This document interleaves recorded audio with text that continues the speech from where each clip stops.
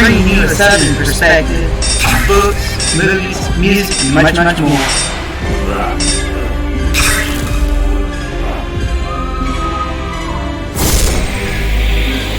Stick around for a while, you just might hear something wicked.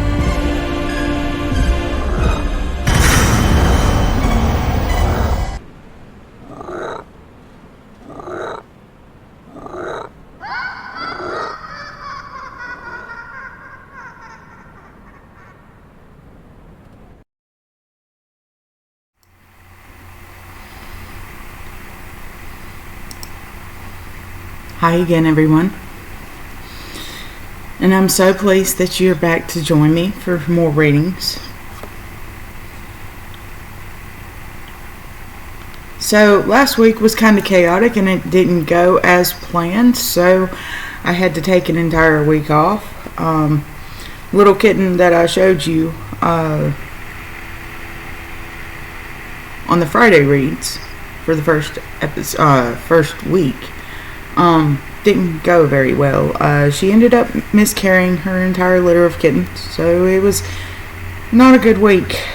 Also had some other human elements that went into it that was also unexpected, so I did quite a bit of driving last week. Got to see how the town has changed over a period of time. It certainly doesn't look the same.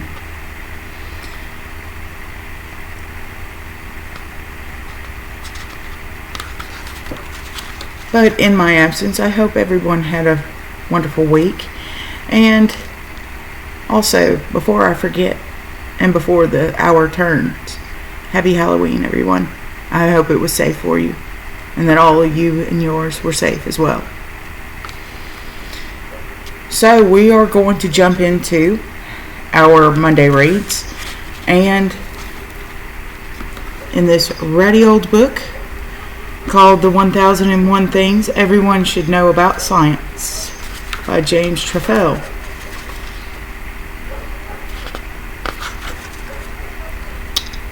I have something interesting to show all of you, though, about the publication.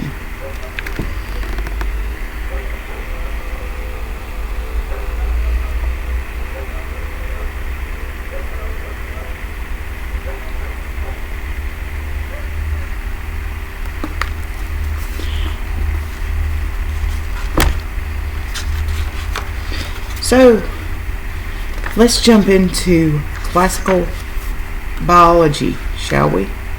But first, I'm going to read the introduction. Science has given us a view of how our universe works that is unrivaled in its beauty and comprehensiveness. From the explosion of a distant star to the working of every cell in our bodies, the acquisition of this knowledge is surely one of the greatest achievements of the human mind.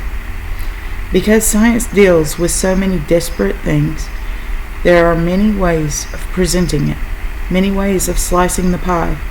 You can, for example, concentrate on the general principles that underlie the physical world. You can look at a specific field, astronomy, molecular biology, geophysics, in great detail and ignore its links to the other parts of the world.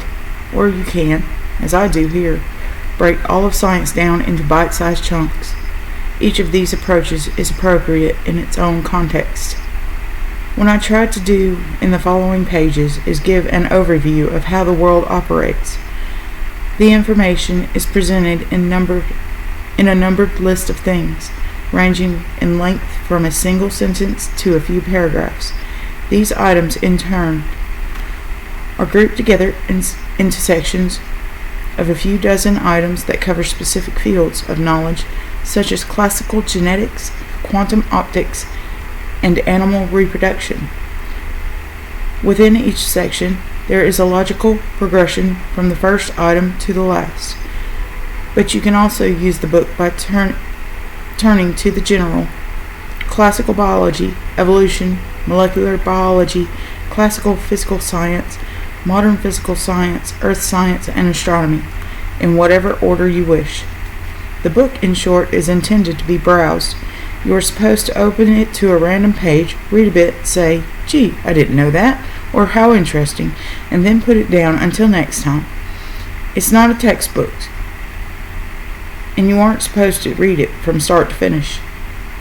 If something catches your attention, read on. If it doesn't, try something else. Inevitably, putting scientific knowledge together in this unconventional way raises many questions for the author and the reader. Not every fact about the world is equally important. The first law of thermodynamics, item 535, is surely higher up on the scheme of things than the fact that sharks have no bones, item 25. Everyone really needs to know the first law of thermodynamics, otherwise known as the law of conservation of energy, to understand the world. But shark anatomy is just one example among many that illustrate the complexity and diversity of biological systems. In the same vein, you will find occasional awards for the achievements, sometimes dubious, of various scientists, pop quizzes to keep you awake, and the occasional dumb question that occurred to me while thinking about some field. So don't expect to find that item 20 is 10 times more important than item 200, or that item number 1 is the most important of all. In fact, to my mind, the most important item in this list is number 1001 for reasons that will be obvious when you get to it. There is also the question of boundaries. Where do you draw the line? The physical world is incredibly rich, and trying to capture it all in a small number of concise statements isn't easy. Indeed, the first draft of the book had over 1,500 things, and the process of trimming it down was painful, at least to the author. Consequently, I decided to confine my attention to the traditional natural sciences and leave both medicine and technology for later books in this series. Finally, can you ask why I chose to use 1001 things? Well, why not? It's as good a number as any, and there are certainly impeccable literary precedences for it. And while I don't flatter myself by imagining any of my items has the power or beauty of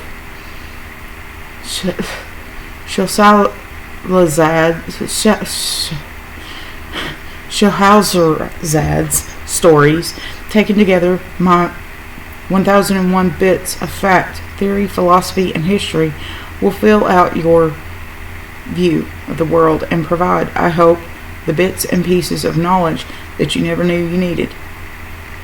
James Trefil, Fairfax, Virginia. Classical biology. A leopard on the Serengeti plain.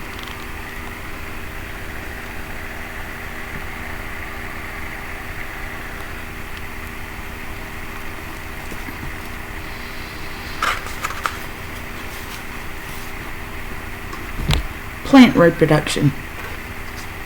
1. Plants can reproduce sexually or asexually. When the crabgrass in your lawn sends out feelers that take root, it is reproducing asexually.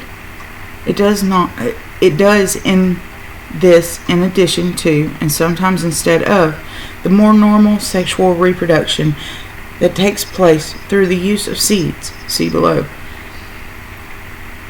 Bulbs and rhizomes,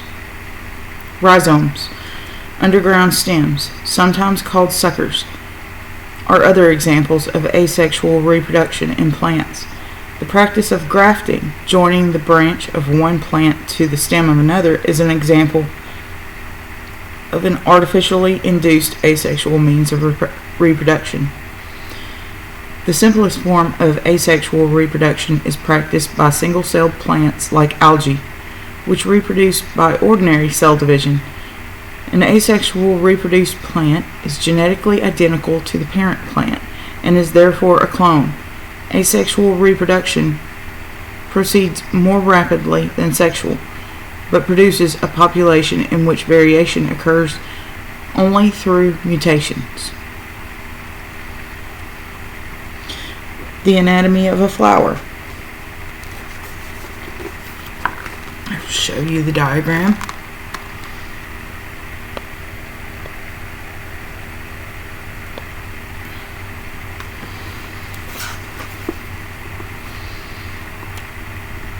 The stamen is the male organ of the plant. It produces pollen grains, which carry the sperm. The stamen in the flower is a long, fuzzy-looking stalk sticking up around the center. The fuzz is the pollen. The pistil is the female organ of the plant. Part of the pistil is the ovary, where fertilization takes place, and the development of the seed starts. Most flowers have both stamens and a pistil.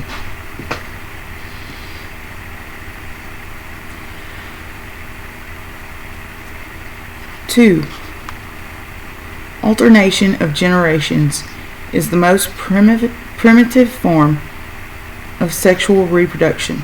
Plants like ferns and mosses, as well as fungi, use a reproductive technique in which two separate alternating life forms are present.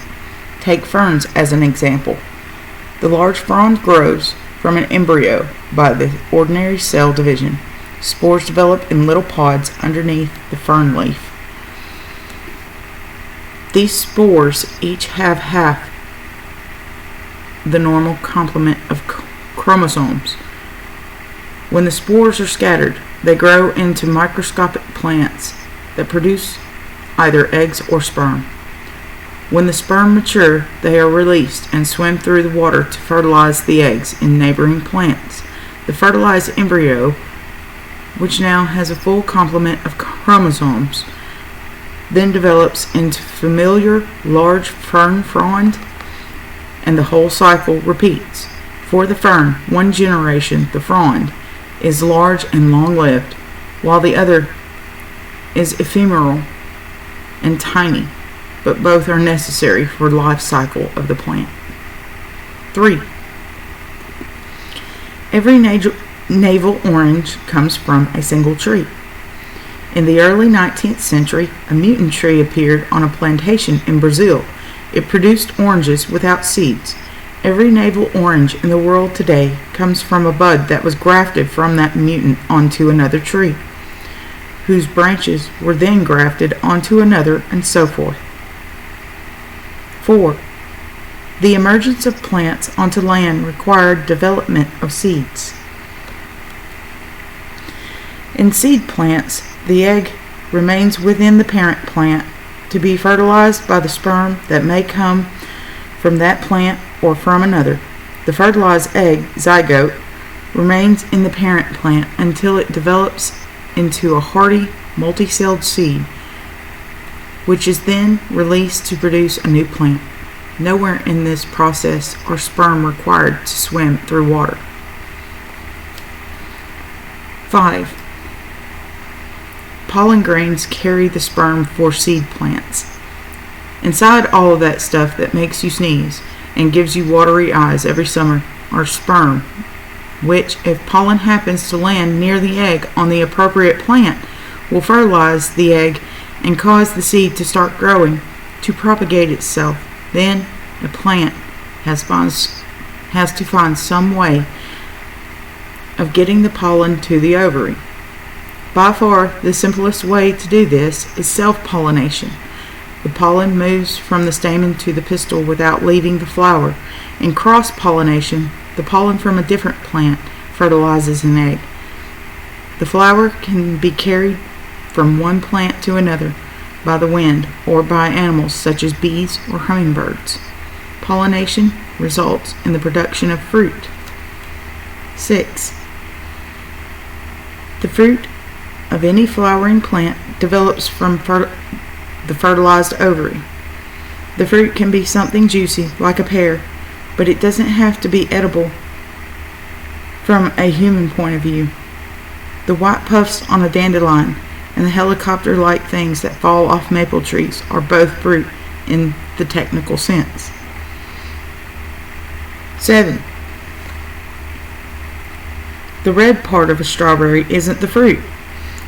It's actually a modified part of the stem. The fruit is the little yellow thing sticking to the side. Neat.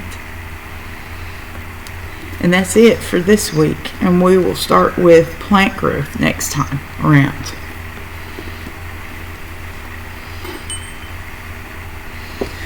So,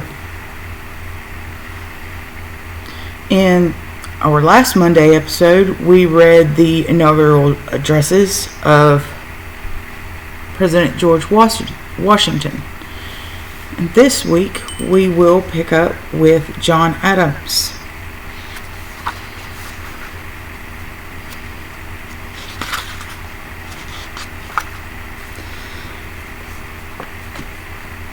And here is a portrait of John Adams. So you can see him.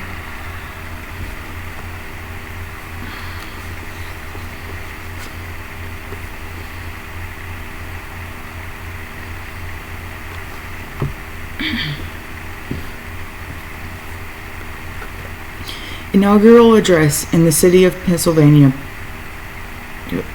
Philadelphia, Pennsylvania, March 4th, 1797.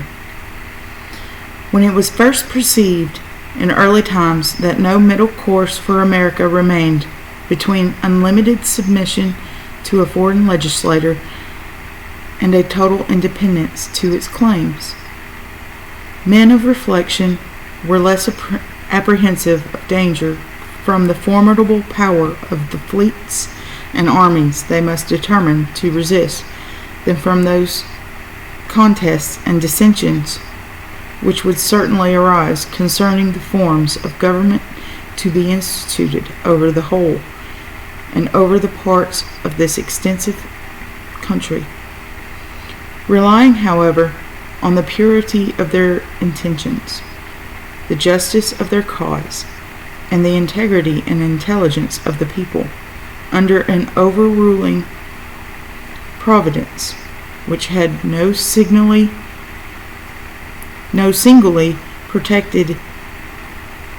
singly protected this country from the first. The representatives of this nation, then consisting a little more than half its present number, not only broke to pieces the chains which were forging, and the rod of iron that was lifted up, but frankly cut asunder the ties which had bound them, and launched into an ocean of uncertainty. The zeal and ardor of the people during the Revolutionary War, supplying the place of government, commanding a degree of order sufficient at least for the temporary preservation of society, the Confederation, which was early felt to be necessary, was prepared from the models of the Batavian and Helvetic confederacies, the only examples which remains with any detail and precision in history, and certainly the only ones which the people at large had ever considered.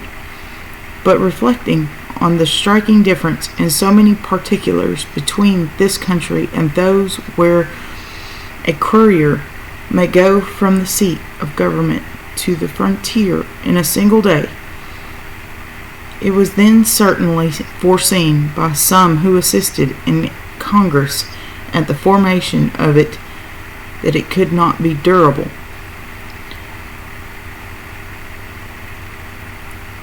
Negligence of its regulations, inattention to its recommendations, if not disobedience to its authority, not only in individuals but in states, soon appeared, with their melancholy consequences, universal languor, jealousies and rivalries of states, decline of navigation and commerce, discouragement of necessary manufacturers, universal fall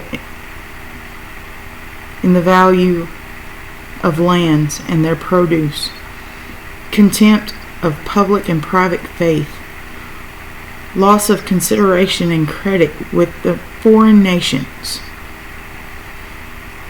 and at length in discontents, animosities, combinations, partial conventions, and insurrection threatening some great national calamity.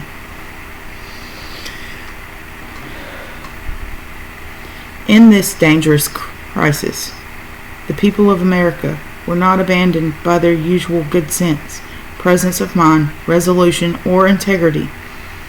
Measures were pursued to concert a plan to form a more perfect union, establish justice, ensure domestic tranquility, provide for the common defense, promote the general welfare, and secure the blessings of liberty. The public disquisitions, discussions, and deliberations issued in the present happy constitution of government. Employed in the service of my country abroad during the whole course of these transactions, I first saw the Constitution of the United States in a foreign country, irritated by no literary altercation, animated by no public debate, heated by no party animosity. I read it with great satisfaction, as the result of good heads prompted by good hearts, as an experiment better adapted to the genius, character, situation, and relations of this nation and country than any which had ever been proposed or suggested.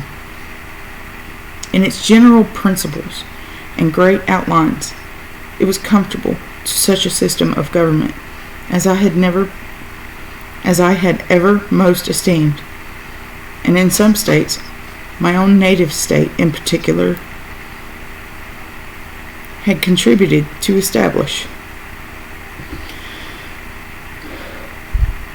Claiming a right of suffrage in common with my fellow citizens in the adoption or rejection of a constitution which was to rule me and my posterity, as well as them and theirs, I did not hesitate to express my approbation of it on all occasions, in public and in private.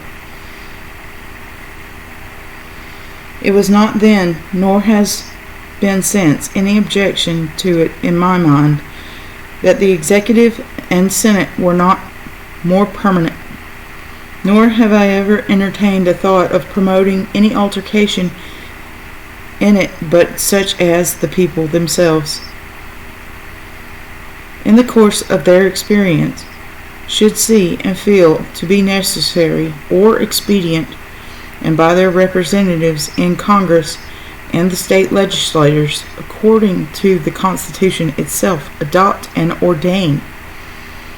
Returning to the bosom of my country after a painful separation from it for 10 years, I had the honor of being elected to a station under the new order of things, and I have repeatedly laid myself under the most serious obligations to support the Constitution. The operation of it has equaled the most sanguine expectations of its friends, and from an habitual attention to it, satisfaction in its administration, and delight in its effects upon the peace, order, prosperity, and happiness of the nation, I have acquired a habitual attachment to and veneration for it. What other form of government, indeed, can so well deserve our esteem and love? There may be little solidity in an ancient idea that congregations of men into cities and nations are the most pleasing objects in the sight of superior intelligences. But this is very certain, that to a benevolent human mind there can be no spectacle presented by any nation more pleasing more noble, majestic, or august than an assembly like that which has so often been seen in this and the other chamber of Congress, of a government in which the executive authority, as well as all of the branches of the legislature, are exercised by citizens selected at regular periods by their neighbors to make and execute laws for the general good. Can anything essential, anything more than mere ornament and decoration be added to this by robes and diamonds? Can authority be more amiable and respectable when it descends from accidents or institutions established in remote antiquity than when it springs fresh from the hearts and judgments of an honest and enlightened people? For it is people only that are represented. It is their power and majesty that is reflected, and only for their good. In every legitimate government, under whatever form it may appear, the existence of such a government as ours for any length of time is a full proof of a general dissemination of knowledge and virtue throughout the whole body of the people. And what object or consideration more pleasing than this can be presented to the human mind? If national pride is ever justifiable or excusable, it is when it springs not from power or riches, grandeur or glory, but from conviction of national innocence, information, and benevolence. In the midst of these pleasing ideas, we should be unfaithful to ourselves if we should ever lose sight of the danger to our liberties if anything partial or extraneous should infect the purity of our free, fair, virtuous, and independent elections. If an election is to be determined by a majority of a single vote, and that can be procured by a party through artifice or corruption, the government may be the choice of a party for its own ends, not of the nation for the national good. If that solitary suffrage can be obtained by foreign nations, by flattery or menaces, by fraud or violence, by terror, intrigue, or venality, the government may not be the choice of the American people, but of foreign nations. It may be foreign nations who govern us, and not we, the people, who govern ourselves. And candid men will acknowledge that in such cases, choice would have little advantage to boast of over lot or chance.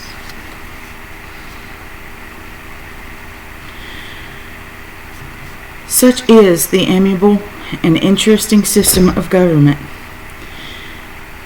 and such are some of the abuses to which it may be exposed, which the people of America have exhibited to the admiration and anxiety of the wise and virtuous of all nations for 8 years under the administration of a citizen who, by a long course of great actions, regulated by prudence, justice, temperance, and fortitude, conducting a people inspired with the same virtues and animated with the same ardent patriotism and love of liberty, to independence and peace, to increasing wealth and unexampled prosperity, has merited the gratitude of his fellow citizens, commanded the highest praises of foreign nations, and secured immortal glory with posterity. In that retirement which is his voluntary choice, may he long live to enjoy the delicious recollection recollections of his services, the gratitude of mankind, the happy fruits of them to himself and the world, which are daily increasing, and that splendid prospect of the future fortunes of this country, which is opening from year to year. His name may be still a rampart,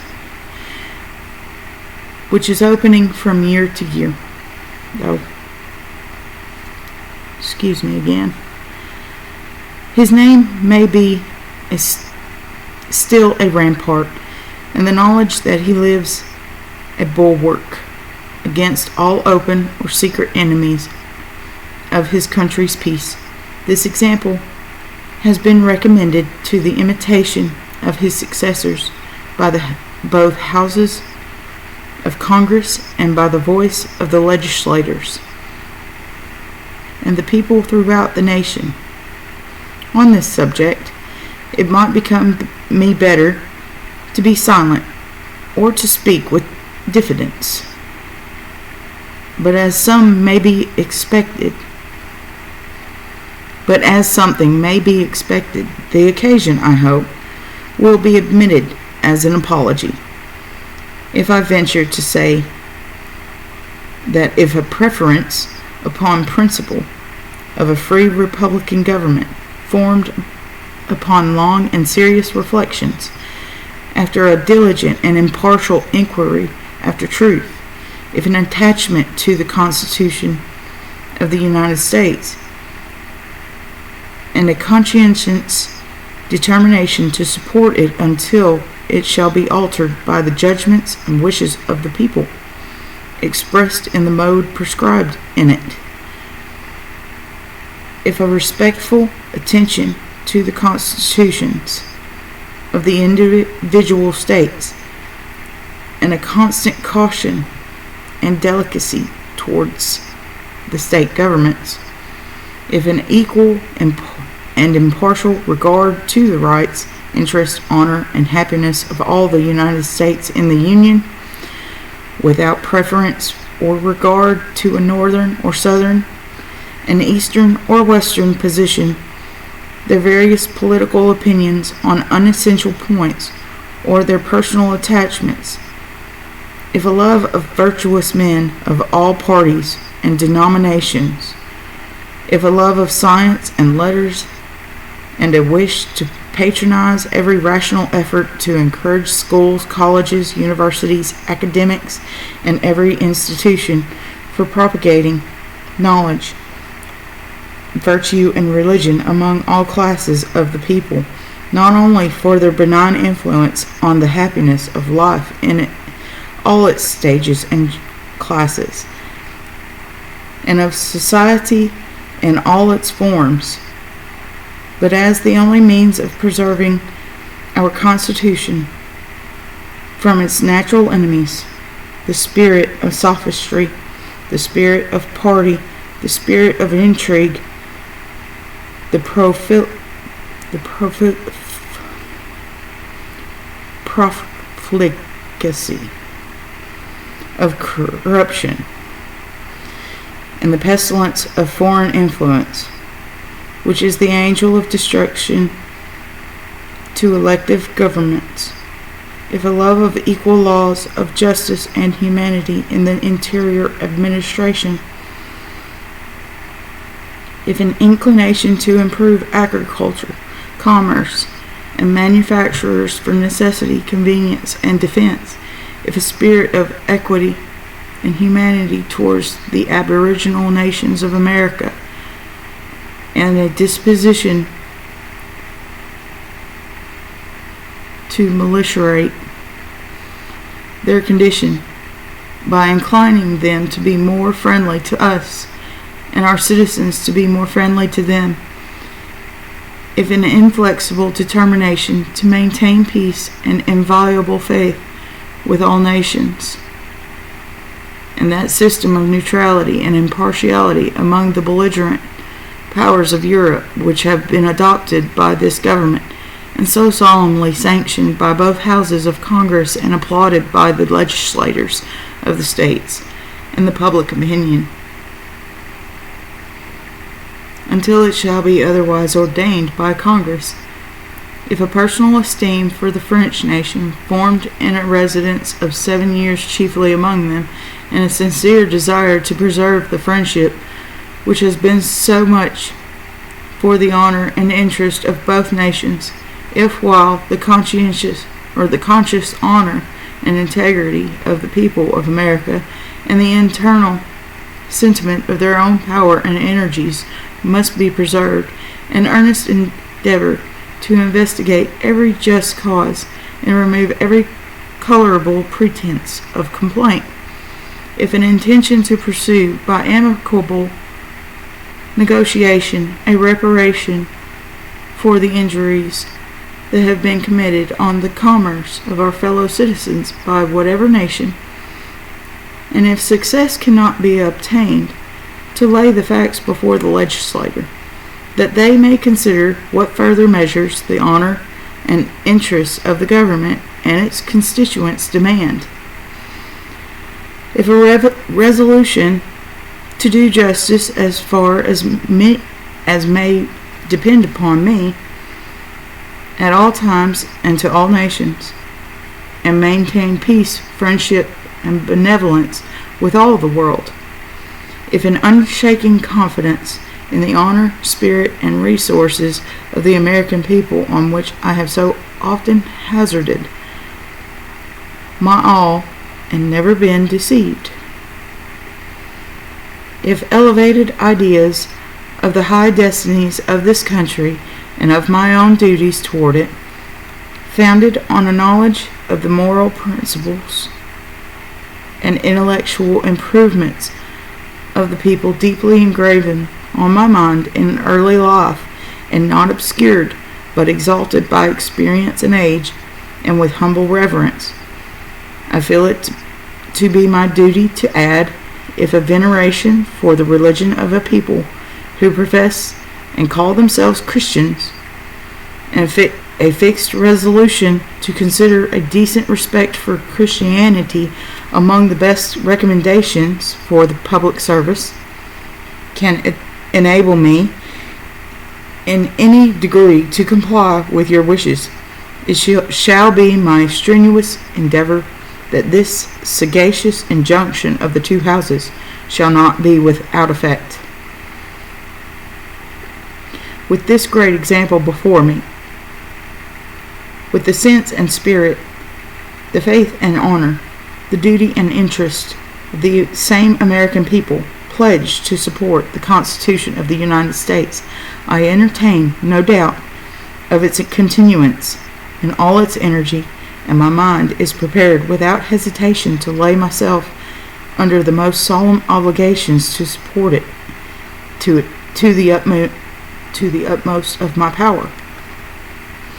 And may that being who is supreme over all, the patron of order, the fountain of justice, and the protector in all the ages of the world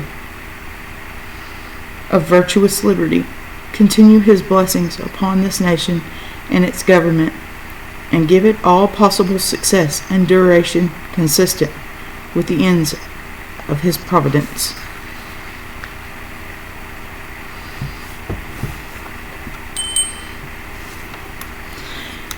And next time we will cover Thomas Jefferson,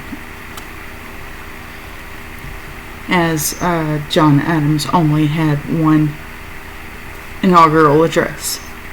He left in quite a tizzy. So the next read will come after the break, and I will see you in a few minutes. Stick around.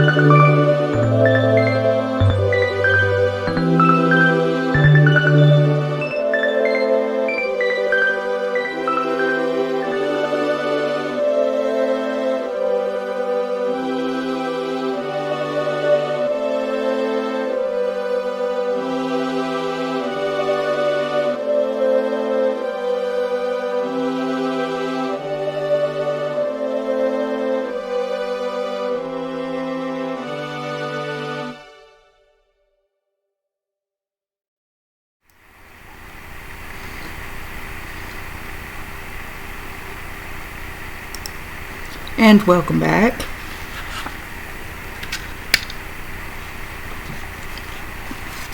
Hope you were able to get your drinks, go on potty parade, and do whatever you needed to do during the break. I am back with the Book of Love by Ovid, or The Art of Love.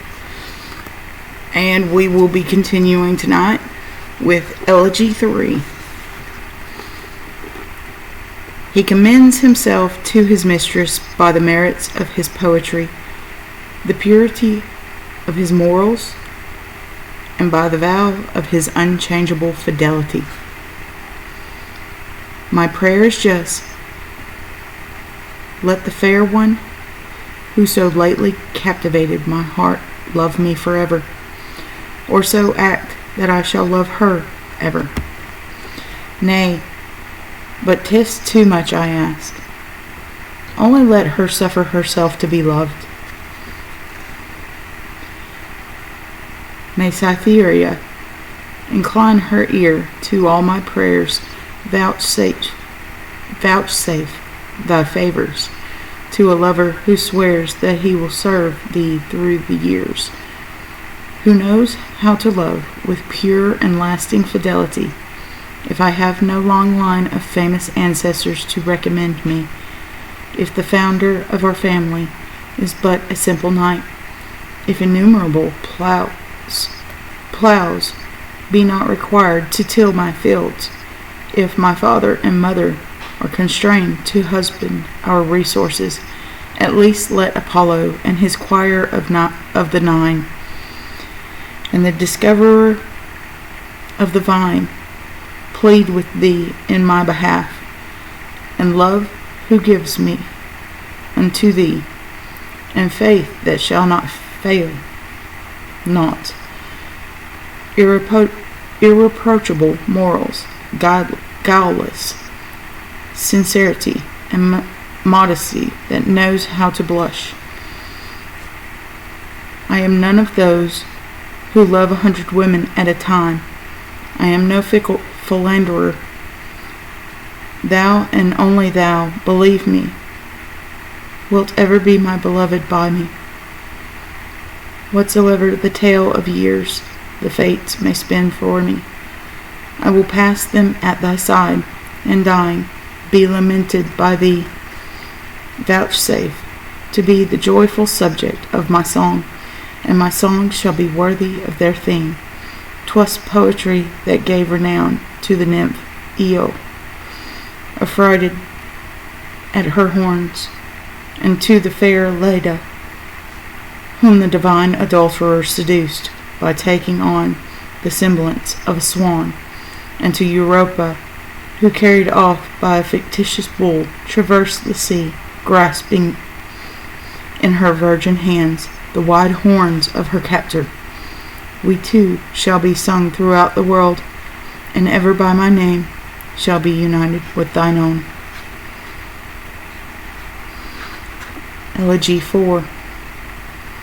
Ovid, his mistress, and her husband are all bidden to the same supper. He gives his mistress a code by which they can testify their love for each other beneath her husband's very eyes. Your husband will be at our supper. May that supper be his last. So I shall only be looking on my beloved as any other of the guests might look on her. The right to caress her belongs to another, voluptuously lying at another's feet. His in the bosom thou wilt warm, and when he will, he may pat and stroke thy neck.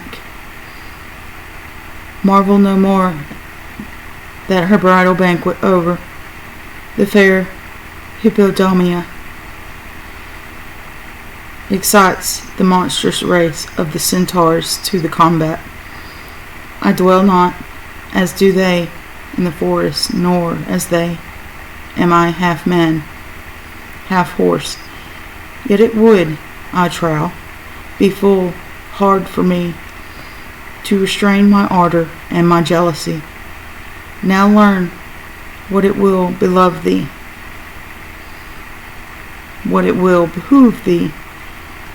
to do, and suffer not the winds, neither Eris nor the warm-breathing Notus, to whirl away my words.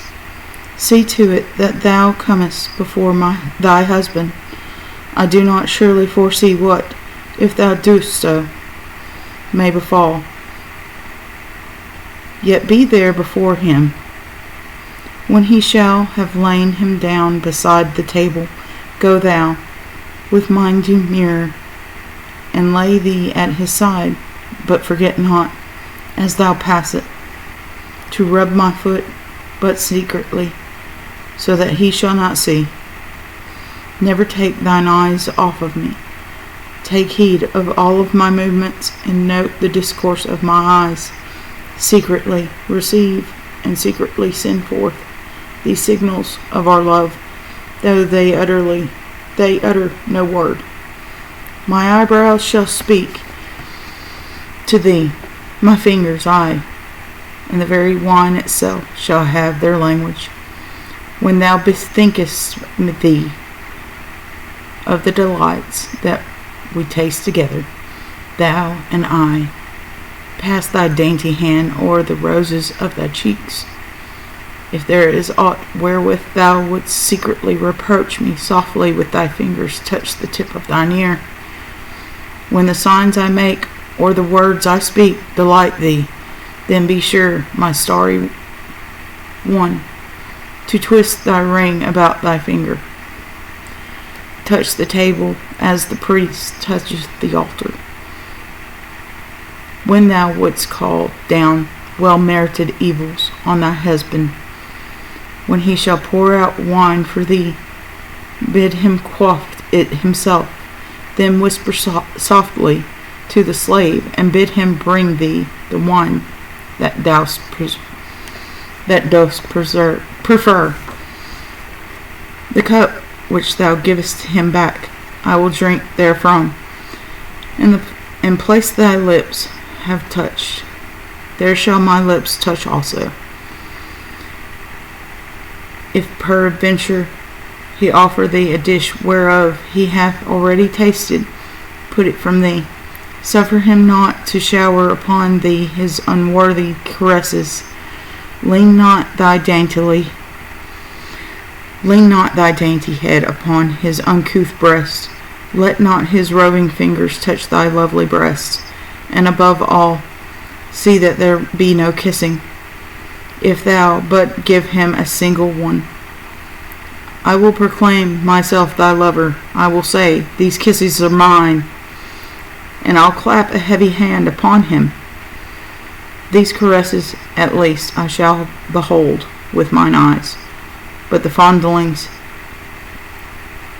that the table covers shall conceal from my sight. They are the hidden things that will put my soul to the rack.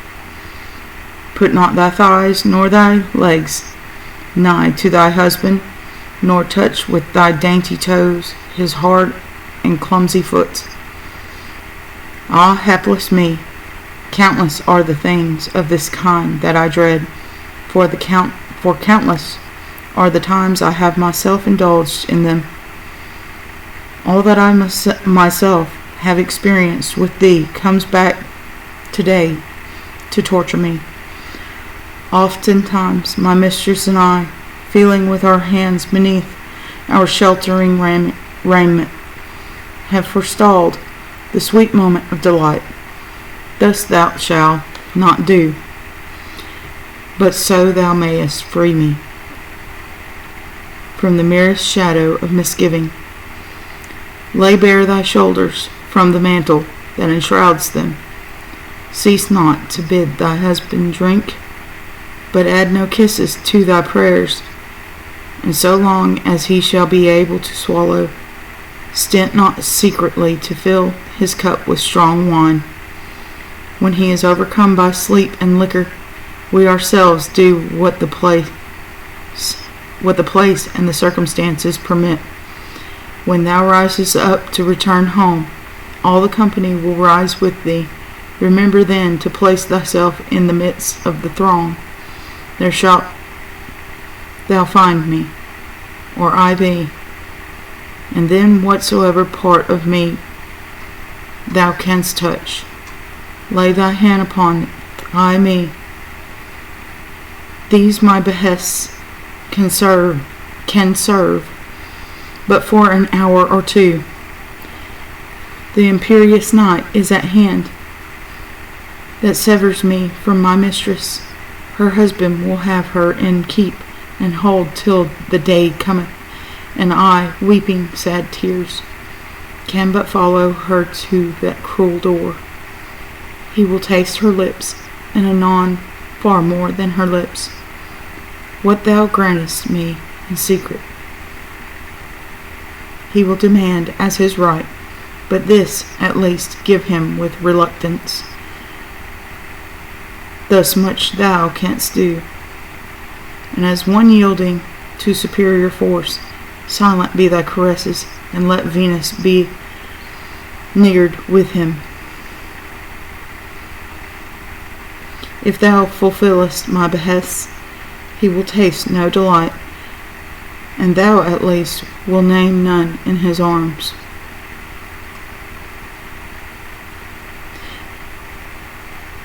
And thou at least will feel none in his arms.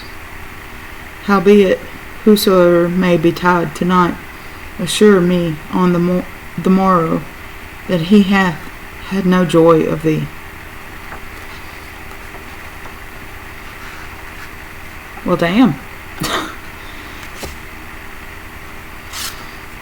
That was certainly pretty sketchy, I would say.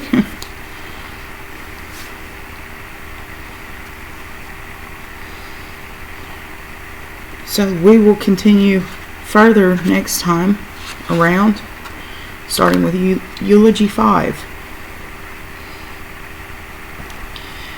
And for our Scottish fairy tale of the night, and our last read for Monday is titled Goldtree&Silvertree.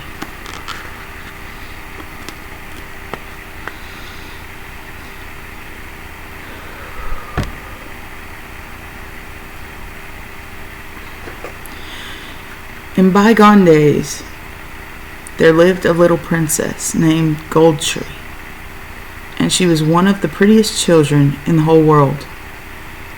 Although her mother was dead, she had a very happy life, for her father loved her dearly, and thought nothing was too much trouble so long as it gave his little daughter pleasure.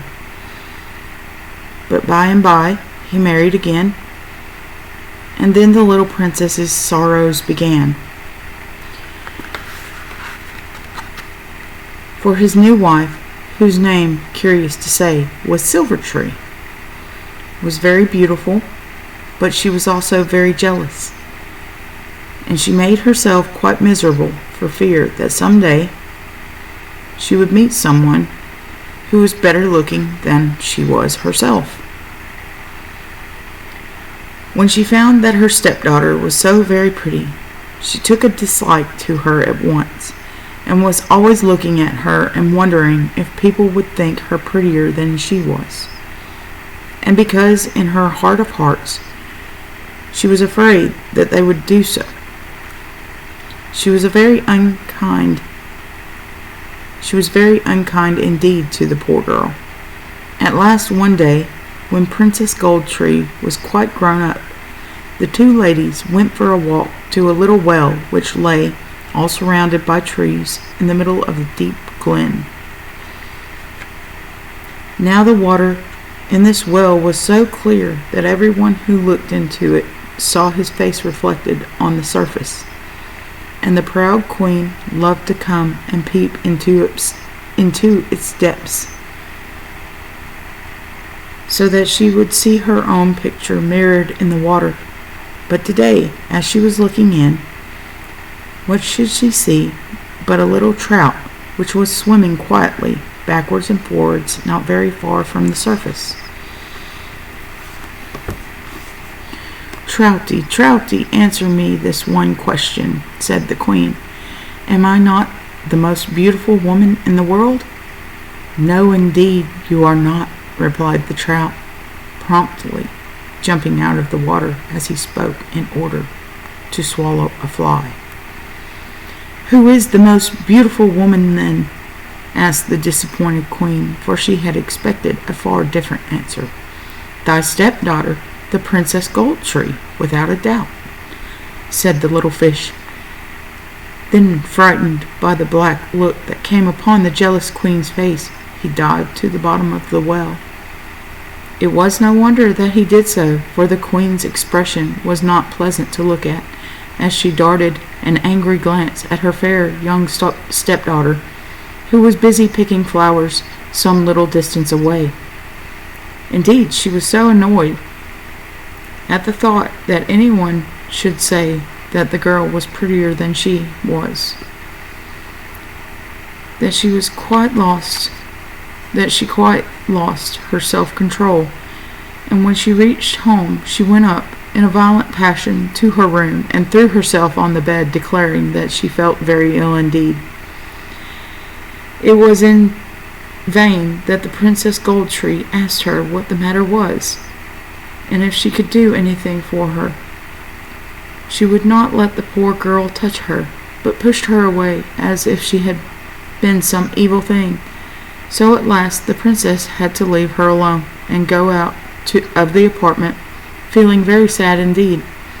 By and by the king came home from his hunting, and he at once asked for the queen. He was told that she had been seized with sudden illness, and that she was lying on her bed in her own rooms.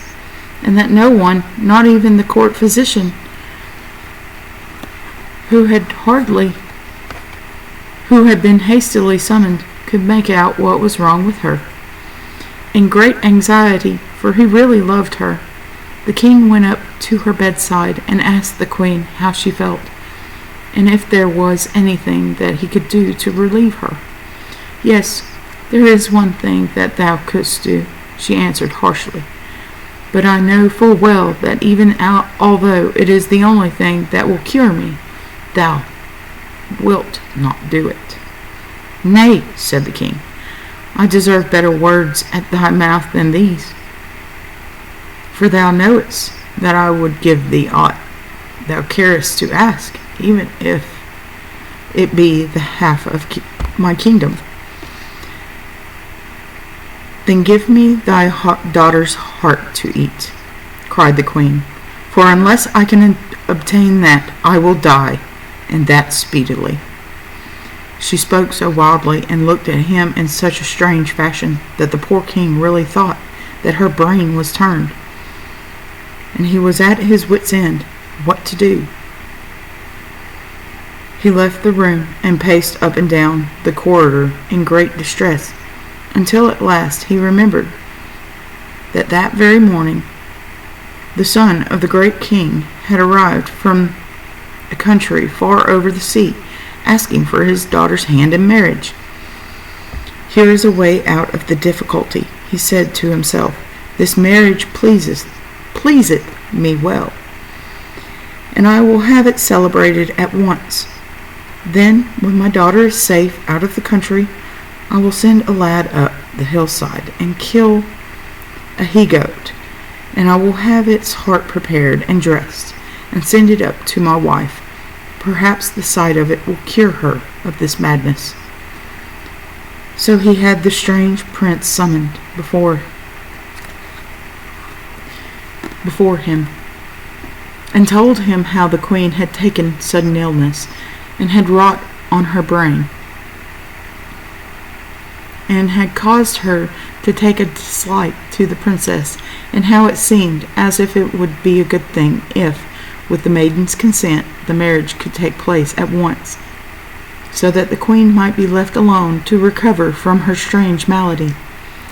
Now the prince was delighted to gain his bride so easily, and the princess was glad to escape from her stepmother's hatred. So the marriage took place at once, and the newly wedded pair set off across the sea for the prince's country. Then the king sent a lad up the hillside to kill a he-goat, and when it was killed, he gave orders that its heart should be dressed and cooked, and sent to the queen's apartment on a silver dish. And the wicked woman tasted it, believing it to be the heart of her stepdaughter. And when she had done so, she rose from her bed and went along the castle, looking as well and hearty as ever. I am glad to be able to tell you that the marriage of Princess Goldtree, which had come about in such a hurry, turned out to be a great success, for the prince whom she had wedded was rich and great and powerful, and he loved her dearly, and she was as happy as the day was long. So things went peacefully on for a year. Queen Silvertree was satisfied and contented, because she thought that her stepdaughter was dead, while all the time the princess was happy and prosperous in her new home. But at the end of the year, it chanced that the queen went once more to the well in the little glen in order to see her face reflected in the water.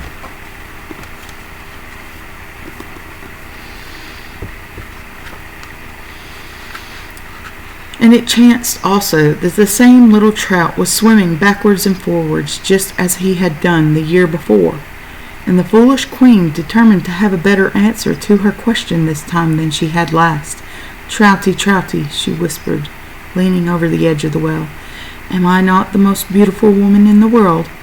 "By my troth, thou art not," answered the trout, in his very straightforward way. "Who is the most beautiful woman, then?" asked the queen, her face growing pale at the thought that she had yet another rival. "Why, Your Majesty's stepdaughter, the Princess Goldtree, to be sure, answered the trout. The queen threw her head back with a sigh of relief. Well, at any rate, people cannot admire her now, she said, for it is a year since she died. I ate her heart for my supper. Art thou sure of that, your Majesty? Asked the trout with a twinkle in his eye. Methinks it is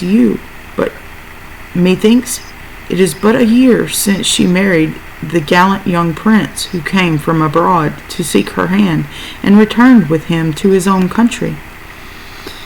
When the queen heard these words, she turned quite cold with rage, for she knew that her husband had deceived her, and she rose from her knees and went straight home to the palace, and hiding her anger as best she could, she asked him if he would give orders to have the long-ship made ready, as she wished to go and visit her dear stepdaughter, for it was such a very long time since she had seen her. The king was somewhat surprised at her request, but he was only too glad to think that she had got over her hatred towards his daughter, and he gave orders that the longship should be made ready at once. Soon it was speeding over the water, its prow turned in the direction of the land where the princess lived, steered by the queen herself, for she knew the course that the boat ought to take, and she was in such haste to be at her journey's end that she would allow no one else to take the helm. Now it chanced that Princess Goldtree was alone that day, for her husband had gone hunting, and as she looked out of one of the castle windows, she saw a boat coming sailing over the sea towards the landing place. She recognized it as her father's longship, and she guessed only too well whom it carried on board. She was almost beside herself with terror at the thought, for she knew that it was for no good purpose that the Queen Silvertree had taken the trouble to set out to visit her, and she felt that she would have given almost anything she possessed if her husband had but been at home. In her distress, she hurried into the servants' hall. "Oh, what shall I do? What shall I do?" she cried. "For I see my father's longship coming over the sea, and I know that my stepmother is on board, and if she hath chance she will kill me, for she hateth me more than anything else upon earth." Now the servants worshipped the ground that their young mistress trod on, for she was always kind and considerate to them, and when they saw how frightened she was and heard her piteous words, they crowded round her as if to shield her from any harm that threatened her. "Do not be afraid, your highness," they cried.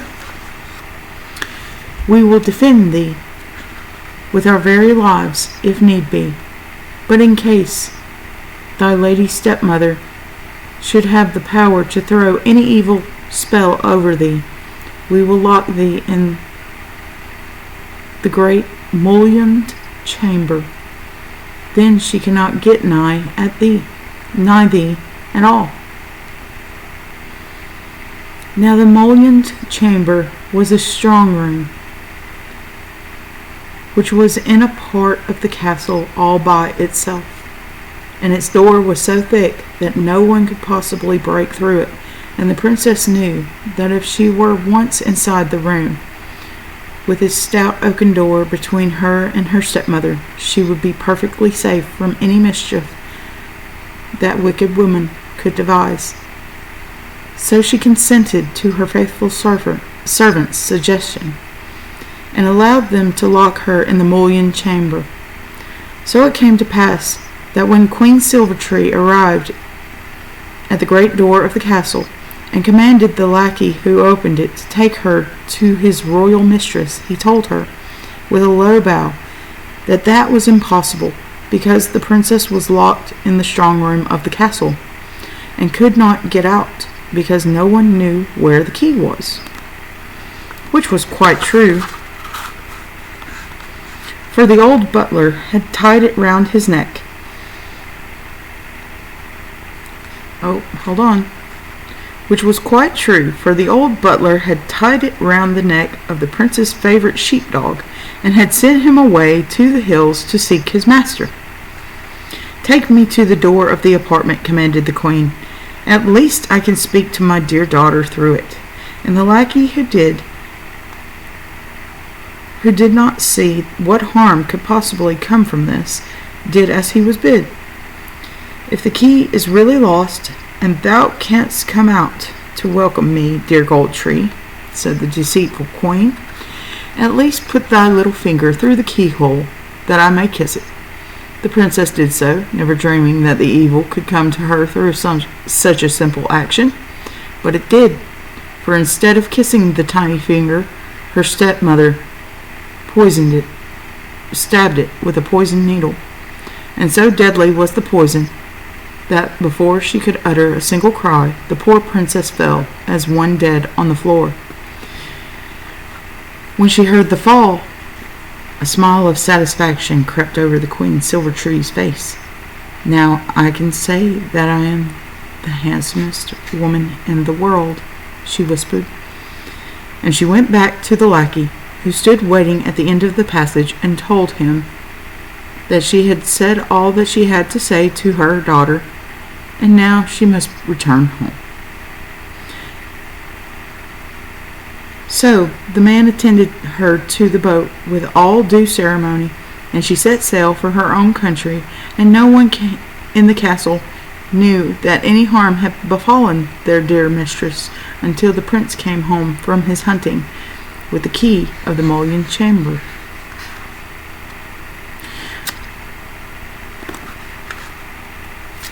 Hold on. There's an illustration.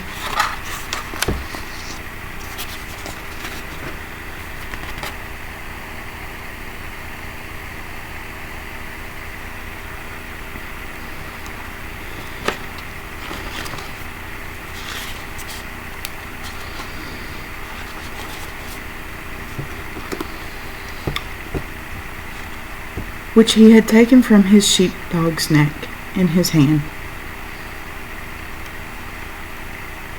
He laughed when he heard the story of the Queen-Silvertree's visit, and told the servants that they had done well. Then he ran upstairs to open the door and release his wife. But what was his horror and dismay, when he did so, to find her lying dead at his feet on the floor. He was nearly beside himself with rage and grief, and because he knew that a deadly poison such as Queen-Silvertree had used would preserve the princess's body so that it had no need of burial. He had it laid on a silken couch and left in the mullioned chamber so that he could go and look at it whenever he pleased. He was so terribly lonely, however, that in a little time he married again. His second wife was just as sweet and as good as the first one had been. This new wife was very happy. There was only one little thing that caused her any trouble at all, and she was too sensible to let it make her miserable. That one thing was that there was one room in the castle, a room which stood at the end of the passage by itself, which she could never enter, as her husband always carried the key, and as, when she asked him the reason of this, he always made an excuse of some kind. She made up her mind that she would not seem as if she did not trust him, so she asked him more questions about the matter. But one day the prince chanced to leave the door unlocked, and as he had never told her not to do so, she went in. And there she saw Princess Goldtree lying on the silken couch, looking as if she were asleep. "Is she dead, or is she only sleeping?" she said to herself, and went up to the couch and looked closely at the princess, and there, sticking in her little finger, she discovered a curiously shaped needle. "There hath been evil work here," she thought to herself. "If that needle be not poison, then I know not of medicine." And being skilled in leechcraft, She drew it carefully out. In a moment, Princess Goldtree opened her eye and sat up, and presently she had recovered sufficiently to tell the other princess the whole story. Now, if her stepmother had been jealous, the other princess was not jealous at all, for when she heard all that had happened, she clapped her little hands, crying, "Oh, how glad the prince will be! For although he hath married again, I know that he loves thee best." That night the princess came home from hunting, looking very tired and sad, for what his second wife had said was quite true. Although he loved her very much, he was always mourning in his heart for his first dear love, Princess Goldtree. "How sad thou art," exclaimed his wife, going out to meet him. "Is there nothing I can do to bring a smile to thy face?" "Nothing," answered the prince wearily, laying down his bow, for he was too heart-sore even to pretend to be gay, "except to give thee back Goldtree," said his wife mischievously. "And that I can do. Thou wilt find her alive and well in the mullioned chamber." Without a word, the prince ran upstairs, and sure enough, there was his dear Goldtree sitting on the couch ready to welcome him. He was so overjoyed to see her that he threw his arms around her neck and kissed her over and over again, quite forgetting his poor second wife, who had followed him upstairs, and who now stood watching the meeting that she had brought about. She did not seem to be sorry for herself, however. "I always knew that thy heart yearned after Princess Goldtree," she said, "and it is but right that it should be so, for she was thy first love, and since she hath come to life again, I will go back to mine own people." "No, indeed thou wilt not," answered the prince, "for it is thou who hast brought me this joy. Thou wilt stay with us, and we shall all three live happily together, and Goldtree and thee will become great friends." And so it came to pass, for Princess Goldtree and the other princess soon became like sisters, and loved each other as if they had been brought up together all their lives. In this manner another year passed away, and one evening in the old country Queen Silvertree went, as she had done before, to look at her face in the water of the little well in the glen. And as had happened twice before, the trout was there. "Trouty, Trouty," she whispered, "am I not the most beautiful woman in the world?" "By my troth thou art not," answered the trout, as he had answered on the two previous occasions. "And who doth say thou is the most beautiful woman now?" asked the queen, her voice trembling with rage and vexation. "I have given her name to thee these 2 years back," answered the trout, "the Princess Goldtree, of course." "But she is dead," laughed the queen. "I am sure of it this time, for it is just a year since I stabbed her little finger with a poisoned needle, and I heard her fall down dead on the floor." "I would not be so sure of that," answered the trout, and without saying another word he dived straight down to the bottom of the well. After hearing his mysterious words, the queen could not rest, and at last she asked her husband to have the longship prepared once more, so that she could go and see her stepdaughter. The king gave the order gladly, and it all happened as it had happened before. She steered the ship over the sea with her own hands, and when it was approaching the land, it was seen and recognized by Princess Goldtree. The prince was out hunting, and the princess ran in great terror to her friend, the other princess, who was upstairs in her chamber. "Oh, what shall I do? What shall I do?" she cried, "for I see my father's longship coming, and I know that my cruel stepmother is on board, and she will try to kill me, as she tried to kill me before. Oh! Come, let us escape to the hills." "Not at all," replied the other princess, throwing her arms round the trembling Goldtree. I am not afraid of thy lady stepmother. Come with me, and we will go down to the seashore to greet her." So they both went down to the edge of the water, and when Queen Silvertree saw her stepdaughter coming, she pretended to be very glad, and sprang out of the boat, and ran to meet her, and held out a silver goblet full of wine for her to drink. "'Tis rare wine from the east," she said, "and therefore very precious. I brought a flagon with me, so that we might pledge each other in a loving cup." Princess Goldtree, who was ever gentle and courteous, would have stretched out her hand for the cup, had not the other princess stepped between her and her stepmother. "Nay, madam," she said gravely, looking the queen straight in the face, "it is the custom in this land for the one who offers a loving cup to drink from it first herself." "I will follow the custom gladly," answered the queen, and she raised the goblet to her mouth. But the other princess, who was watching her closely, noticed that she did not allow the wine that it contained to touch her lips. So she stepped forward, and as if by accident, struck the bottom of the goblet with her shoulder. Part of its contents flew into the queen's face, and part, before she could shut her mouth, went down her throat. So, because of her wickedness, she was, as the good book says, caught in her own net, for she had made the wine so poisonous that, almost before she had swallowed it, she fell dead at the two princesses' feet.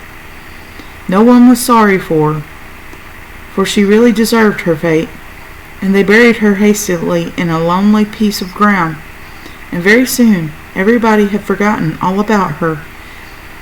As for Princess Goldtree, she lived happily and peacefully with her husband and her friend for the remainder of her life.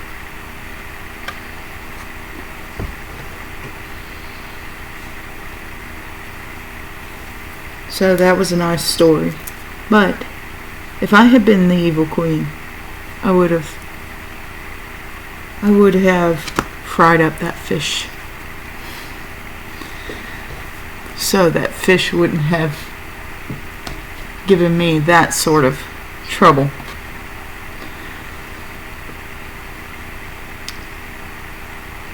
But if wishes were horses, and then beggars would ride, right?